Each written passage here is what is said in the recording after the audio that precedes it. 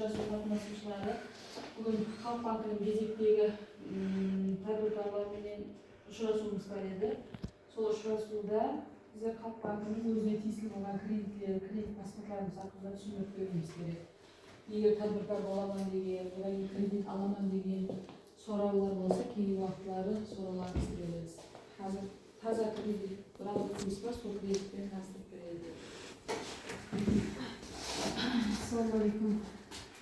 Uchrashuv qatnashchilari va sizlarga hazratlariga qizarishim hamroh kreditimiz va hamroh krediti bu tashkilot tarkibida ayollar ulushi 7% o'rnidan yuqori bo'lgan ayollar rahbaridagi bo'lgan kichik va o'rta tadbirkorlik subyektlariga beriladigan kreditimiz. Tadbirkorlik faoliyatini rivojlantirish, tadbirkorlik tashabbuslarini amalga oshirish uchun kreditimizning negizgi maqsadi so'zdan iborat. Qarab boshlanib aytganda endi yolimiz biznesda rivojlantiruv, isbermelikda rivojlantiruv bo'lib hisoblanadi.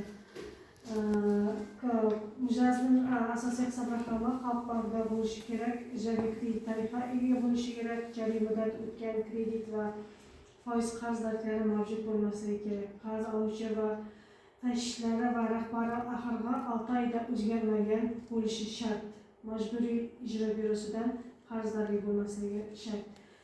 Kredit summasi kamida 2 ta yangi ish o'rni yaratilgan bitta loyihada bazaviy hisoblash miqdorining 1000 baravarigacha, kamida 5 ta yangi ish o'rni yaratiladigan bitta loyihada bazaviy hisoblash miqdorining 4000 baravarigacha, bunda kamida 6 oy mobaynida faoliyat yuritayotgan hamda oxirgi 6 oyda hisob raqamida pul aylanmasi amalga oshiriladigan bo'lishi kerak.